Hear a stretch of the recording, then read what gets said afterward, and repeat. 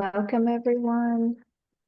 Thank you for joining us today. We're going to give it a few more seconds to let people jump in, and then we're going to start.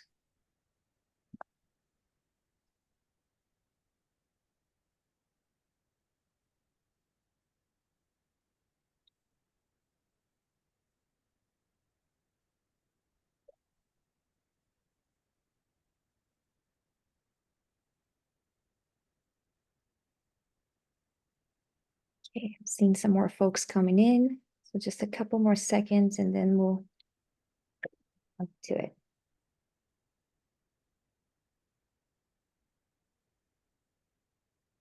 In the meantime, please let us know if you can hear me live in the chat box.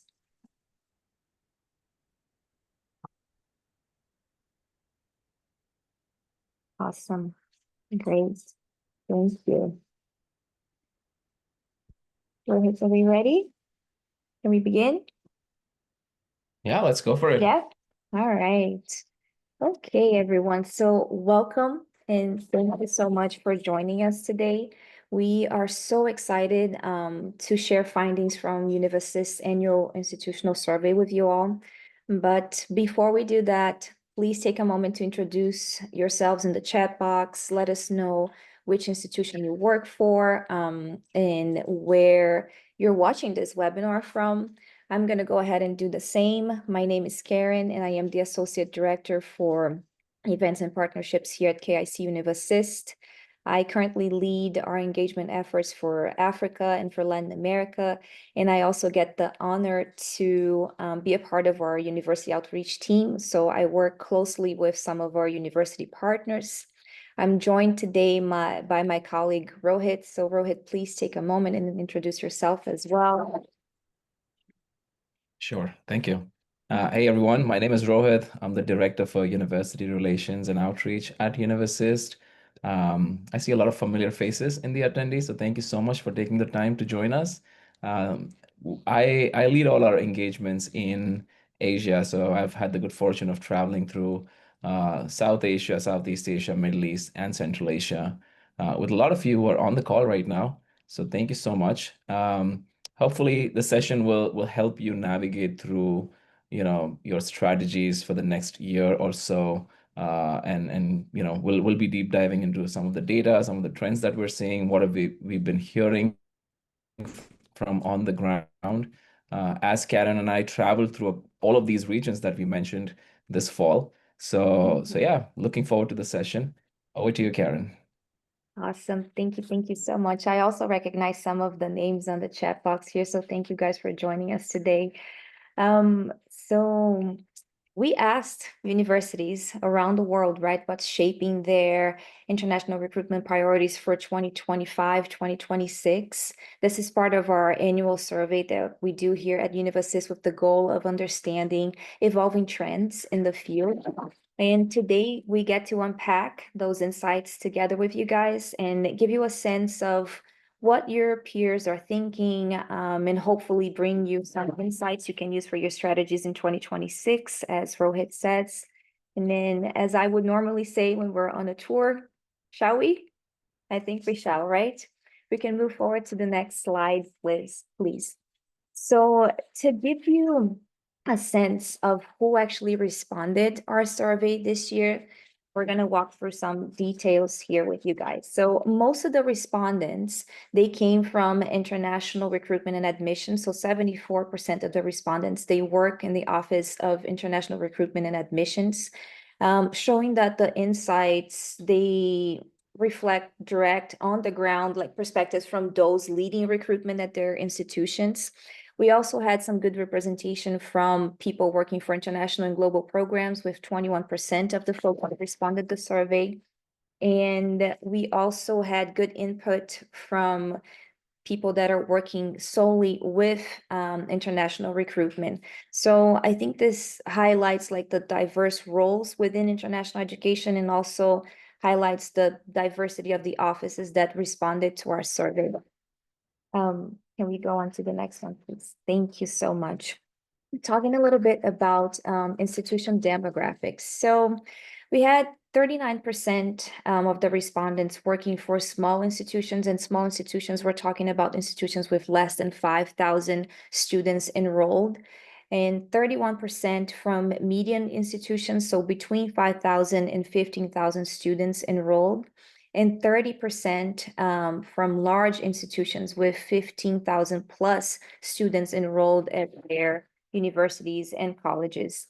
And this also shows that we had representation from across all institution sizes. Almost half of the respondents, they work for institutions that offer doctor's programs, and about 25% work for institutions that offer master's degrees. And that's also important because this sample represents like a solid cross-section of a diverse set of institutions that responded to our survey. So we're literally hearing from everybody. Next slide, please. Now, when it comes to international student enrollment, right, the numbers that we were talking about before in the previous slide, they were general enrollment at those institutions. And then we also asked them about international student enrollment. And then we had a higher representation of institutions with 31% of them having more than 2,500 students, international students enrolled, followed by 26% of the institutions with 100 to 499 international students enrolled. And then we had 16% fewer than 100 and 15% between 500 and 999 students enrolled, which again shows a diverse pool of institutions that responded to our survey this year. And then we asked them about planned recruitment trips, right? And when we asked them about planned recruitment trips, we saw that this year, 27% responded that they were going to do between 3 to 5 trips. And then 24% responded that they were going to do between 6 to 10 trips. And when we compared this to last year's results, so when we were looking at last year's result, we saw that 40% actually mentioned that they would do between 3 to 5 trips, and about 20% said that they were going to jump on 6 to 10 trips for the 25 to 2026 year. And so there was not a whole lot of change between the 20% from last year and 24% for this year in terms of 6 to 10 trips. There was a little bit of change in terms of the universities that were going to do only 3 to 5 trips. So this year, 27% of them responded that, and last year, 40% of the universities responded between 3 to 5. And there was a significant change too in the number of institutions that said that they were going to do more than 20 trips. So last year we had 9% of the survey respondents, and then this year we had 15% of the survey respondents indicating that they would do throughout the academic year more than 20 recruitment trips. So I think that the balance that we're kind of seeing last year, this year, the 27%, the 24%, the 15%, indicates that most universities are trying to be more strategic with their travel and not necessarily doing more travel, though we saw an increase on universities that said that they would do more than 20 trips, but they're considering doing smarter travel. And I guess it really goes in line with what Rohit, myself, and the team have been seeing on the road this semester when we've been talking to the university representatives. They're being much more mindful about the trips that they're taking for recruitment purposes. Now, we also asked the universities in terms of enrollment outlook, right? So when we asked them what international student enrollment, what was the projection for fall 2025, what was that on track to be? So we saw about 26% of these institutions responding that they projected it to be down from 1 to 5% year on year. Um, from our 2024 survey, that was only 5% actually responded that it went down, right? So there was a dramatic change there. 5% from folks that responded last year that it would go down, and then 26% responded that it would go down this year. On the other hand, we also have a little bit more of optimism there, with 16% responding that it would be flat year on year, and 26% responding that it would go up year on year from between 1 and 5%. And last year, we actually saw 33% of the universities responded that it was projected to go up between 1 and 5% year on year.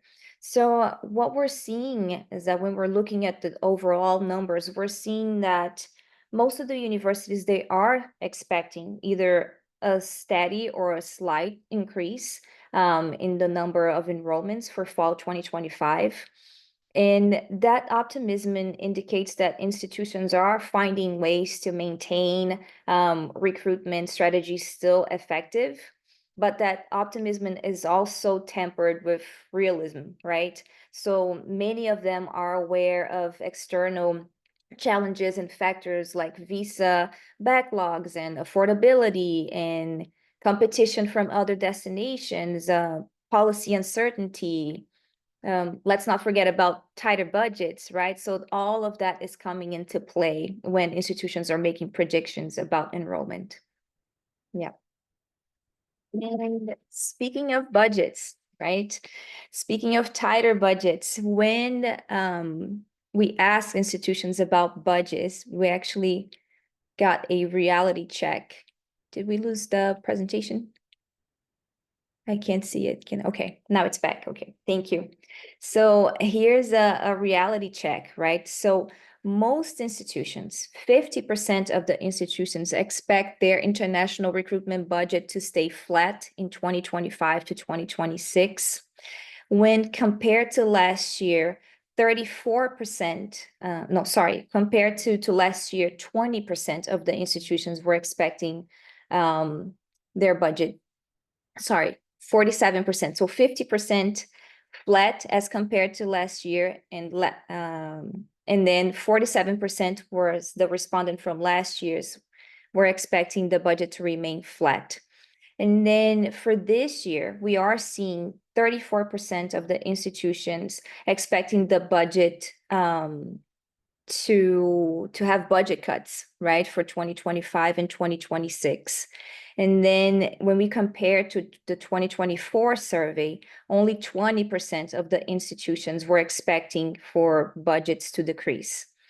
So while the optimism, about student interest is growing, the resources to pursue that interest is not necessarily increasing to go hand in hand with that.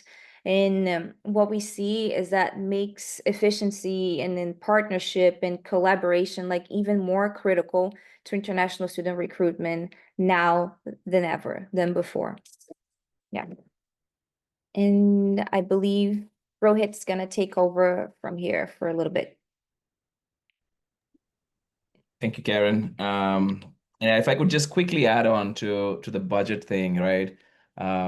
We could see that as compared to last year, the budgets have been lowered for a lot of institutions. But if you looked at, how many trips they want to do, the more than 20 trips, that actually increased for a lot of institutions. So while there are institutions who are cutting down on travels, cutting down on events and, recruitment activities, there are definitely institutions out there who are doubling down on their efforts as well. And we see that, I'm sure folks on the webinar would see that with some of the institutions being more active than they have been in previous years. So just wanted to quickly get that out there. And I think that we're actually seeing that by the amount of out of offices that we're receiving when we're trying to communicate with people. That's true. That's true. Yeah. Awesome. So yeah, of course, we did ask them what were, some of their preferred recruitment strategies, and no surprises there. Fall and spring have have been one of the most preferred seasons for recruitment. And we've seen a lot of institutions actually preferring spring from a yield standpoint also. So a lot of their spring travels have been very strategic, I would say, going to regions where they have more admits from, or have more yields from.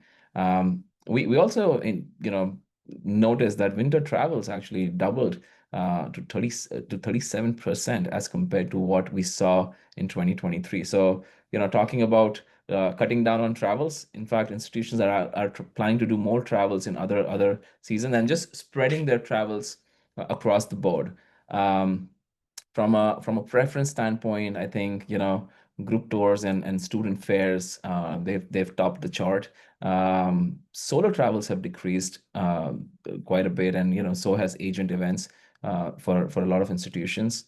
Um, Again, that as they start traveling, I think more and more universities being on the road, um, challenges with scheduling visits, challenges with getting to schools, and so there's a lot more reliance on either going as a group or just attending student fairs at hotel lobbies where parents they can also meet with parents who are ultimately going to be key decision makers in most of the markets. Um, from a school engagement standpoint, visits to high schools has been the most preferred one, followed by counselor meetings and student fairs in their recruitment efforts. Um, I think one of the key takeaways is, a lot of institutions are looking at reach. They're looking at, more visibility for their institutions, more efficiencies with their strategies. And that's one of the reasons we see group formats or, school engagements being one of the top choices for these institutions to do that. Yeah. And if I may just add a couple of things real quick, Rohit, to the previous slide. So in terms of the season that folks are traveling, obviously we see the dominant there for fall and for spring. But one of the reasons why people seem to be traveling during other seasons as well, it's because they're learning more about the regions and they're learning to adjust to those regions. For Africa, for instance, we know that it works really well for counselors and for students to see universities in January and in February. So that's still winter season, right? And normally it was not as common to travel during that time of the year. But now, as Rohit says, like universities seem to be stretching their travel season even further than before and kind of trying to adjust to the markets that they're trying to position themselves. And I think that another thing too that it's valid to mention for direct school engagement is that what really seems to be driving the decisions is relationship building, right? It's relationship building, and it's showing to us that that human connection is still matters most when we're talking about student recruitment. Yeah. Thank you. No, totally. Thanks, Karen, for that input. Mhm. Um, just some we asked about what are institutions looking at when defining their recruitment success, right? And I think the ability to finance just says it all. It's actually become more important than some of the previous years, what we've seen. And I think the clear indication is the budget pressures, and just looking at students who are more financially prepared to just uh, offset those budgets in some way. It's actually becoming one of the key factors for evaluating the markets. So yes, that look at that. But one thing that I want to add, since we're talking about ability to self-finance, is keep an eye out on regions or countries that also have government sponsorship for their students, because at the end of the day, those also fall into the category of self-finance, and they don't even look at those budgets actually. So and I do have some data for that, but Middle East has been one of those regions where you have a lot of government sponsorships to support their students in studying abroad. So look at that. visa availability, I think a lot of institutions now are being a little strategic in terms of which countries do they want to go to, depending on how the visa availability for those countries. We've heard of visa wait times, especially for U.S. institutions in some countries being 8 months. So that's been one of the things that universities are now reshuffling, readjusting, or recalibrating, whatever you call it. But I think a lot of these decisions will be based on where would they see a faster visa turnaround time. There's definitely a shift in in prioritizing these regions. So for universities, the financial readiness, logistic feasibility, they're now being a more important factor than just the academic profile of these students. So hopefully that's something to think about as we start defining our strategies. This is a very interesting slide, and we do this on a yearly basis. This actually gives you a nice snapshot of how institutions ranked the countries of interest in 2024 versus 2025, and you can clearly see some of the countries that were like China, for example, ranked number 3 as an engagement level has gone down to number 9. UAE, which was number 6 last year, has gone down to number 17. We do see a lot of new entries, especially from Europe. There are a lot of institutions that have a lot of countries from Europe that have made it to this list of top 25.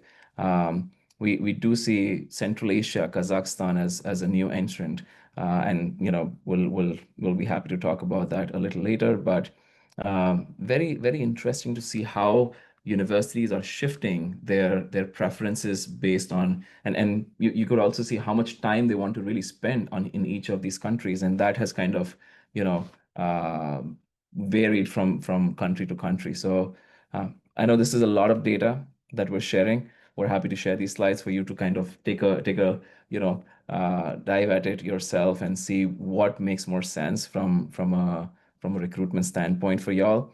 But Thailand, for example, has gone up. So again, just some observations that we saw from countries of interest, and I think this just you know helps us to plan our strategies better as we look at where do we want to invest.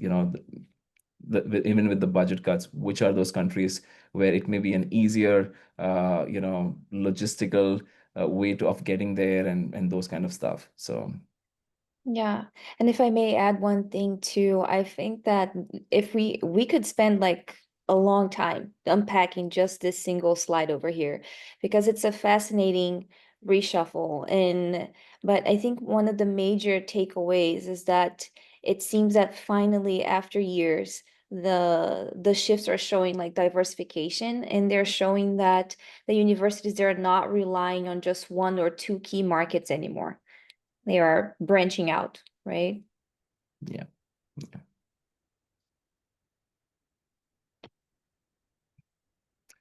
Again, this is a pretty, self-explanatory slide, so wouldn't get too much into the weeds of it. But what we noticed in some of these regions, so in Asia, for example, we noticed that Vietnam actually became more popular to institutions than India as a destination to recruit students. Thailand jumped from number 9 to number 4 in Asia. Similarly, America, the Latin America, Brazil remains strong, and we can clearly see that from an engagement standpoint as well. Middle East, UAE, again, one of the top destinations, followed by Saudi. Saudi actually has again, gained importance because of the investments in the K-12 sector, the return of the government funding for their students. So that has kind of helped Saudi gain more momentum in international recruitment. Europe, UK, continues to lead. Turkey saw a drop in priority, but at the same time, there were other countries that actually started gaining more popularity in Europe. Um, Africa, Nigeria, and Ghana continue to consistently, be the top regions. So I think for institutions, these are some of the places that they would want to diversify beyond the big twos, right? The China and India, and just not just focus on those two. I mean, everyone's looking at China and India. What are some of those other regions that could really help us diversify our markets and instead of just going down the beaten path? So something to think about.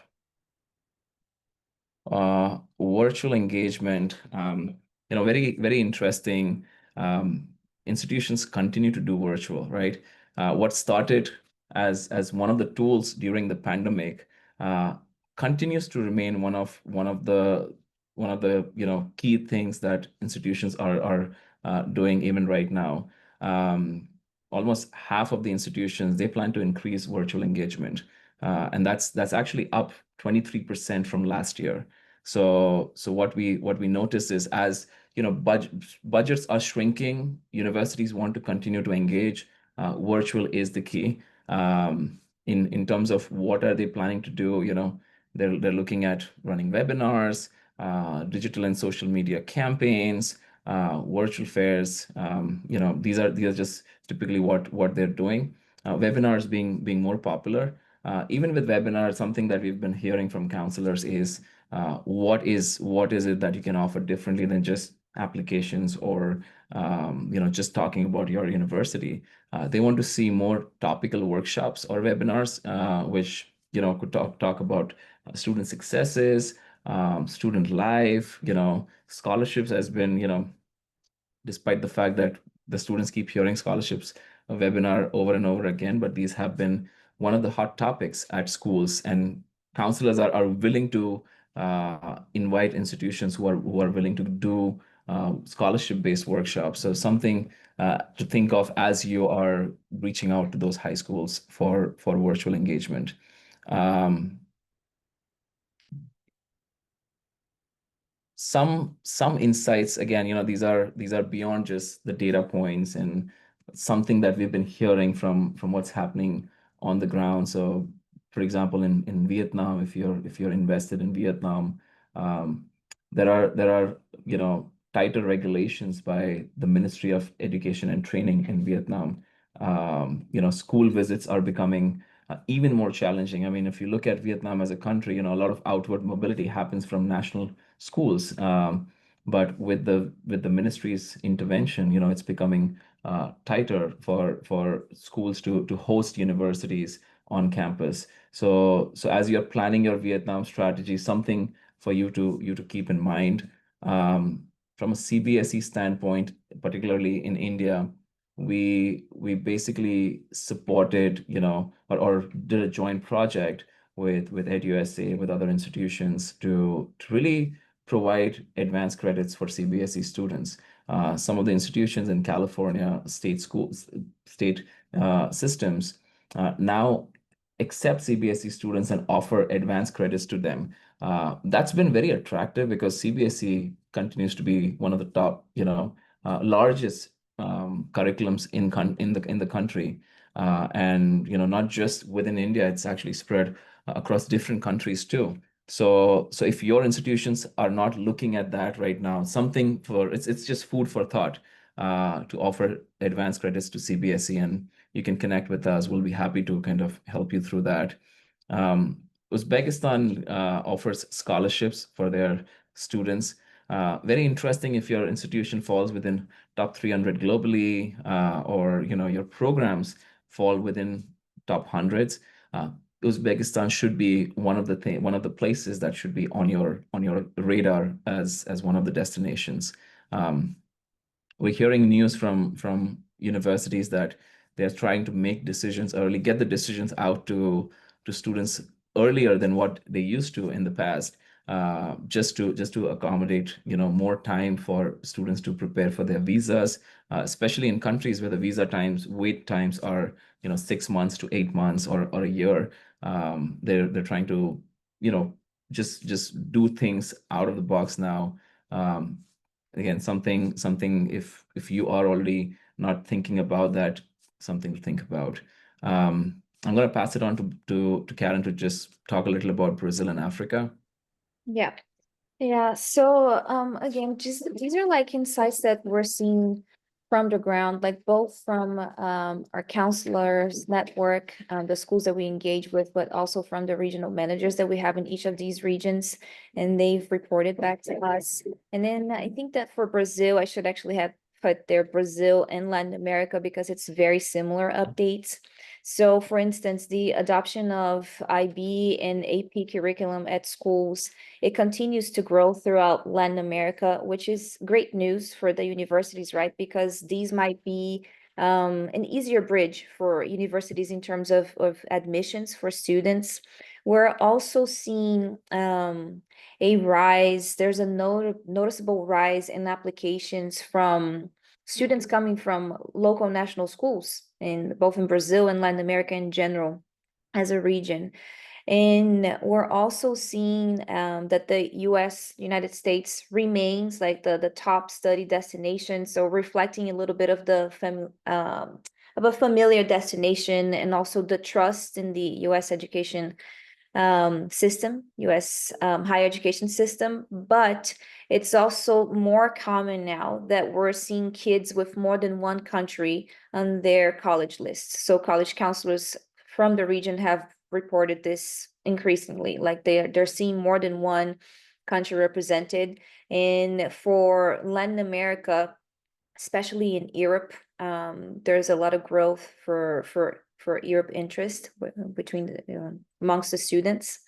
And now for Africa in general, we're seeing a strong student focus on STEM programs and also skills for 21st century workforce. And counselors are also confirming and continue to say that the consistent challenge across the region remains funding and affordability for international education.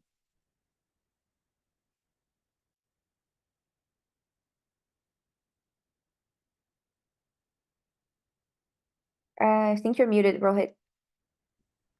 Sorry about that. Um, just want to give you a quick snapshot of where we are headed this spring.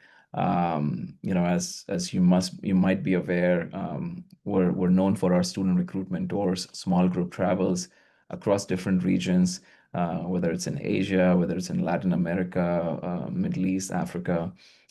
We're doing some great work everywhere. So our spring 2026, lineup is ready. We're happy to connect with y'all later, to share more information, or if you need more insights about our tours, do let us know. These are full structured tours for a week to 10 days, with options to hop onto cities and um, do specific cities as per your needs and requirements.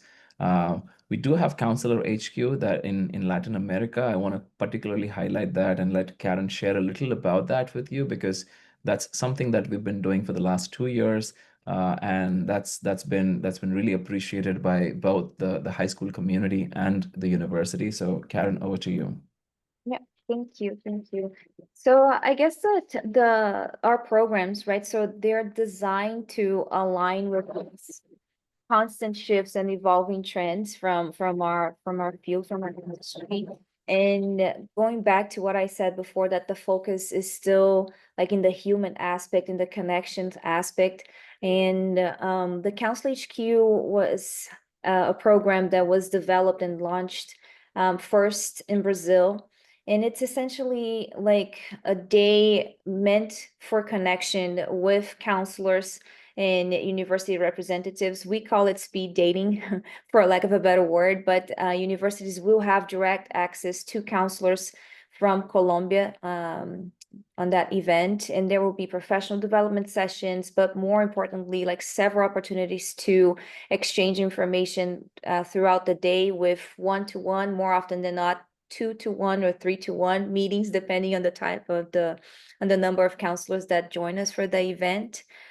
So it's really built like all of the programs that we have developed for spring, they're built for high impact, for diversification and relationship-driven opportunities for your institutions. Yeah. Thank you, Karen. Mhm. Yeah. And then, of course, we continue to do our virtual recruitment event.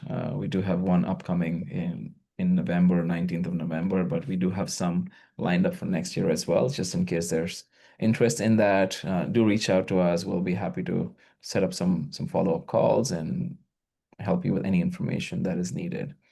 But we want to leave some time for questions. If there are any questions, feel free to put them in the chat box. Hopefully this just gives you a little um, insights into what institutions are thinking, how are they shaping their recruitment efforts, and if there are, it's just about what peers are thinking at this point. That's gonna be helpful. So yeah. I think we do have one question already in the Q&A. Goes back to a slide. It says, where are you getting the percentage of 81% for self-financed? From counselors or students? So from where is that data coming from? Oh, thank you for that question. That's actually from the university. So, what the question really asks is, what are they looking for in a region when they are selecting a region from a recruitment standpoint? And the ability to pay or self-finance it has been one of the top reasons for institutions to select a region for recruitment. Mhm. Yeah. There's another one from your personal experience on the ground. What are some unexpected up-and-coming regions, cities have the highest recruitment potential? Oof. I think that one is like, it's going to depend like which region we're talking about, right, Rohit? Because we're seeing a lot of these up and coming cities throughout several different regions, and we're also seeing universities that are trying to kind of like incorporate both the mainstream cities along with some of the off the beaten path. So I can speak, for instance, from Brazil. We're seeing people more interested in regions like outside of the São Paulo and the Rio and Brasilia. So people are going towards the northeast in Brazil or the southeast region of Brazil, or even further down, like towards the south. For Africa, we're seeing a lot of folks also trying to get to Uganda, to South Africa, or even when they cannot go to those countries or to those cities, that's when the virtual engagement comes, right? And we're seeing a lot of webinars being offered to, for instance, schools that have a huge population, but they're just outside of Nairobi, or Accra. So there's a lot. We would have to go region by region, and we're glad to answer these questions on a one-to-one setting if you guys want to reach out to us, for sure. And just to complement to that, I think a lot of universities are diversifying their markets in already established market, right? So if you look at just India overall, I think, hitting the tier one and tier two cities has been one of the priorities for a lot of institutions. Um, these are, as Karen rightly mentioned, these are off beaten paths. Students there do not have as much exposure as compared to other, cities, metro cities, particularly the top fives, Mumbai, Delhi, Bangalore, Hyderabad, Chennai. Um, and there's more chances for you to have a solid conversation with a student that is genuinely looking at studying abroad and trying to find that fit versus someone who's just looking at, rankings as one of the benchmarks. So I think that should be one of your priorities, to look at, cities that are tier one and still promising, very promising. Mhm.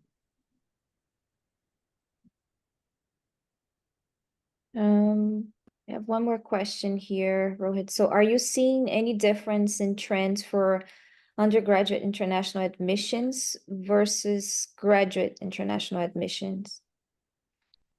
Well, I don't personally have a lot of data to back it right now, but we do keep talking with universities, and I think the grad numbers are down for a lot of institutions as compared to undergrad. So from an effort standpoint, they need to really double down. The grad schools really need to double down and find innovative ways to still continue to engage with those students. For grad recruitment, typically it's been student fairs that universities have predominantly relied on, but partnerships and um, joint programs, joint research programs, 2+2s. Those are typically the kind of things that institutions are getting into right now from a strategy standpoint. But but yeah, from a trend standpoint, I can tell you the numbers are not looking very good for a lot of institutions on the grad side.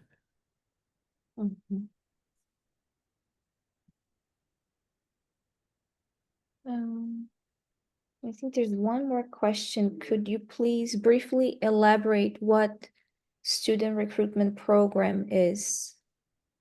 And This um, Yeah, and we can chat about that separately. I think this is a more broad question, but student recruitment program essentially is for institutions to you know attract more international students on their mhm. campuses. Yeah. And one more, if I'm not able to do as many full tours anymore due to budget constraints, what can you recommend in terms of ways to stretch my budget and still get out there? So I mean, I can share my perspective, and of course, there's ways to do that. Um, you know, for us, we do have hop-ons, we do have virtual events that institutions could do. Um, we do we do have institutions who typically plan their activities, in such a way that they have other events around those regions and like club it with our events. So that's something that a lot of institutions have done. Um, in fall, particularly, a lot of institutions plan their activities around IC3 as one of the priorities from a professional development, counselor engagement plus student engagement. So those are typically the kind of events that we recommend. Um, Yeah. we do have circuits that we do, which are lower cost events for institutions to be part of. So you could look at that. We support high schools to do their own virtual events. Again, very low cost events. That's something that you could look at as you plan your activities.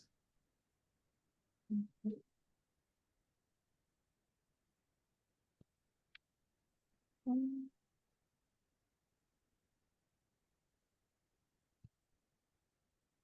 Do we have time for one more question? Yes, I see Yeah. there's one more question. What is your most valued tip or strategy to get the best out of joining global fairs? Could you share 1 or 2 points? This is interesting you ask, and uh, I recently had a conversation with one of the university, and um, we talked about what is the need of the hour for students and parents. Um, it's not your academic program. They're not looking at just the program or ranking or fees. Right now it's really comforting them that your institutions are a safe place for them, and a great place for them to continue their higher education journey. um, Talking about student experiences, student success stories, uh, I always say that's one of my favorite go-to thing. If I have a student panel, I would make it a point that I try to join them, because hearing from voices who are there experiencing it firsthand makes all the difference. So Mm-hmm. that's gonna be my, tip as you think of engaging at these global fairs. In many fairs, they typically, call their alumni and have their alumni be part of their table so that they can share their journey, their experiences with those students that they meet. Yeah. And if I might add one thing too, like as a mom of a a kid who recently joined college this semester, the universities need to be talking a little bit more about the outcome. Like when the students are graduating from your institution, what are they doing? Where are they going? Like we're not seeing enough of that when we're traveling on the roads with universities.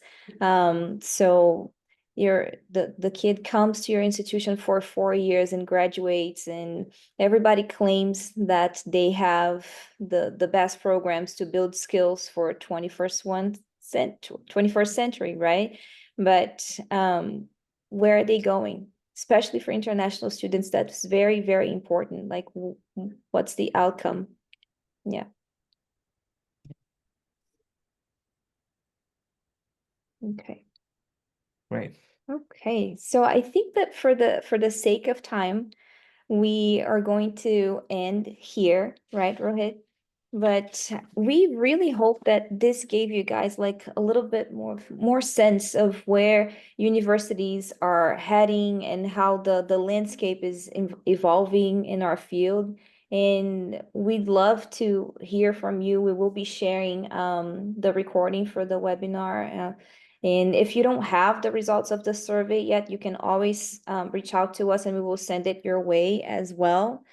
And, just thank you for being here. And we're, as always, one message or one email away, one phone call away. Great. Thank you so much, everybody. We've dropped in our email address in the chat in case you have more questions. Please feel free to reach out to us.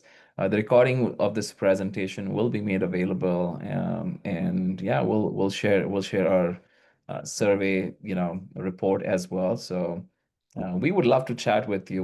We're all about data, and if there's any insights that we can gather from you, that would be helpful for all of us. So do let us know. But thank you so much for joining us, and we really appreciate your time. Looking forward to seeing many of you on the road or at some of the other conferences. Thank you. Absolutely. Thank you, guys.